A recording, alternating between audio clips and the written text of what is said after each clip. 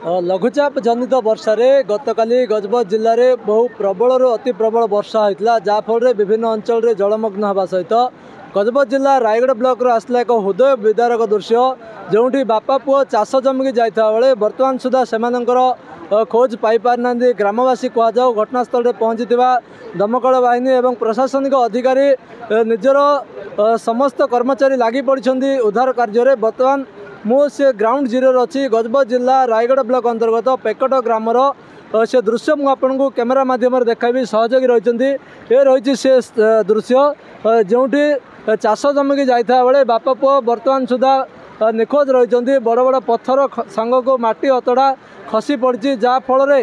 चाष जमी बर्तमान भासी जाइए बर्तमान एक नदी सदृश सृष्टि होगा सहित बड़ बड़ पत्थर खसी पड़ी ग्रामवासी कहुँ आखपाखर समस्त लोक उद्धार कार्य नियोजित रही बर्तमान सुधा पाई ना घटनास्थल में गजपत जिला बीजेपी सभापति अच्छा ग्रामवासी अच्छा आम सीधा सड़क प्रथम ग्रामवासी आलोचना करिया आज्ञा आप ना कौन मो गाँव अच्छी packet मार्लावा GP Gajapati Raigarh block आमर ये काली 12:30 बेल को पहाड़ कषिकी आ दुज जमी चाष जमी घास बाजुले अचानक पानी आसार से भितर माटी पोती आज पर्यंत आ खोजिकी आज पर्यंत भेट ना से समय केमी गोटे आवाज आसला वर्षा होता किभली आपने सूचना पाइले एमती गोटे घटना घटला से बेल को जोर वर्षा है आ सूचनाटा हेलिकप्टर जमी शब्द होपरी पूरा शब्द है भूमिकंप जमी शब्द हो शब्द है जहाँपर कौन है कौन देखला बेलू किसी समय पर आ खोजी खोजी ये गाँ पाकरा का पहाड़ कषला कषिकी से चाष जमी दु जन थे बापा पुओ भितर पोती जाती आज पर्यंत से मनीषा को आओ मिलूनी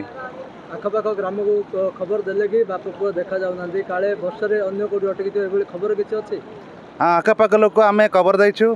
आउ जी कि लिमर सिंह ग्राम जड़े सेपटे बड़द छुआ करता सी डाकी कि पानी साउंड को शुभागला ना जहाँफल से पानी माटी भर पोती गले जहाँ ग्रामवासी आलोचना करते जिला सभापति अच्छा आगे आपण खबर कौन कहे केत पहुँचे लोक सहित आलोचना कले कौन खबर शुणा मु काली सूचना पाइली सूचना पाइबा पर मु अलग जगार मोर बैठक थिला बैठक सारा तहसिलदार को मुझे जोगाजोग कली तहसिलदार जोगाजोग सहित एठी को टीम को पहुँचाइवाई कहली ये फायर वाला आसिले एवं पुलिस वाला एवं तहसिलदार एडमिनिस्ट्रेशन सब पूरा पहुँची आउ शुणा पाँच मंत्री भी काली आसिक जाइंट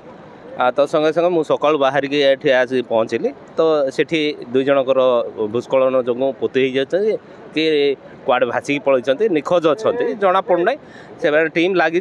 रास्ता कम चली आपंकर सफा सुतरा चलला भी मु जो स्थल से बिल कम करते से स्थल को आम पहुँचीचु देखा देखी करूँ गाँ लोक सहित कथबार्ता हेलु एवं जी भासी जाइए बापा पुओ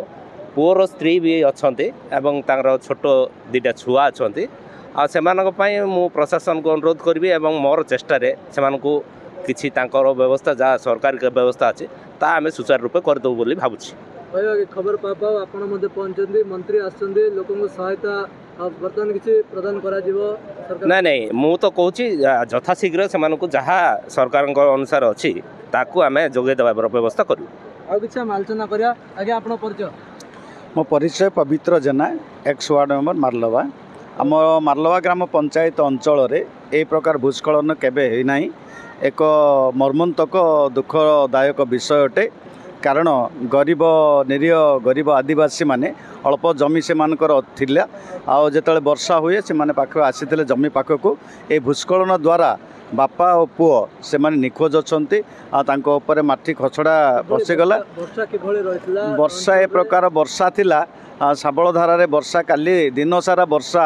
होउथिला से वर्षा हेबा द्वारा ए प्रकार दुखद घटना हेइची आ वर्तमान मध्य रास्ता मध्य ठप रही आमर जो अनेक रास्ता माने अनेक ग्राम अच्छी सेपट आ से माने यातायात रे मध्य से प्राय रांगल सिंह बनावल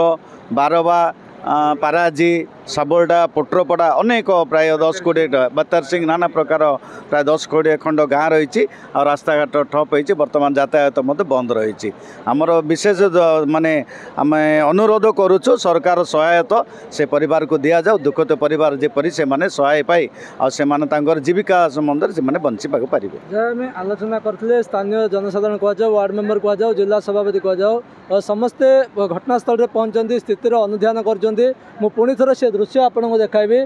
ଏ ହେଉଛି ସେ ଦୃଶ୍ୟ ଯେତେବେଳେ ବର୍ଷା ତୁହାକୁ ତୁହା ପ୍ରବଳ ବର୍ଷା ହୋଇଥିଲା ବର୍ଷାର ଏଭଳି ତୀବ୍ରତା ଥିଲା ବର୍ତ୍ତମାନ ତାହା ଏକ ପାହାଡ଼ ଅତଡ଼ା ଖସି ପଡ଼ିବା ସହିତ ଭୂସ୍ଖଳନ ଫଳରେ ବିରାଟକାୟ ଅଞ୍ଚଳ ପୁରା ଧ୍ୱଂସ ବିଧ୍ୱଂସିତ ହୋଇଯାଇଛି ଯାହାଫଳରେ ସୂଚନା ମୁତାବକ 20ରୁ ଅଧିକ ଗ୍ରାମବାସୀ ଆରପାରିରେ ରହିଯାଇଛନ୍ତି ଏପଟ ସେମାନେ ଆସିପାରୁନାହାନ୍ତି ଯଦି କହିବା ଘଟଣାସ୍ଥଳରେ ଦମକଳ ବାହିନୀ ପହଞ୍ଚନ୍ତି ଅନ୍ୟ ଲୋକଙ୍କୁ ମଧ୍ୟ ଉଦ୍ଧାର କରୁଛନ୍ତି ରେସ୍କ୍ୟୁ କରି ଚିକିତ୍ସାଳୟ ମଧ୍ୟ ପହଞ୍ଚନ୍ତି ଦେଖୁଥିବେ ଲୋକମାନେ ଆରପାରିରେ ଅଛନ୍ତି ଏପଟ ସେମାନେ ଆସିବାର ସେମାନଙ୍କ ରାସ୍ତା ପୁରା ବିଚ୍ଛିନ୍ନ ହୋଇଯାଇଛି ଯୋଗାଯୋଗ ବିଚ୍ଛିନ୍ନ ହୋଇଯାଇଛି ସେହି ଅଞ୍ଚଳରୁ ମଧ୍ୟ ଗର୍ଭବତୀ ମହିଳାଙ୍କୁ ଆଣି ଦମକଳ ବାହିନୀ ମେଡ଼ିକାଲ ପହଞ୍ଚାଇଛି ପୋଲିସ ବାହିନୀ ମଧ୍ୟ ପହଞ୍ଚନ୍ତି ଖବର ପାଇବା ପରେ ରାଜ୍ୟ ସରକାରଙ୍କ ନିର୍ଦ୍ଦେଶ କ୍ରମେ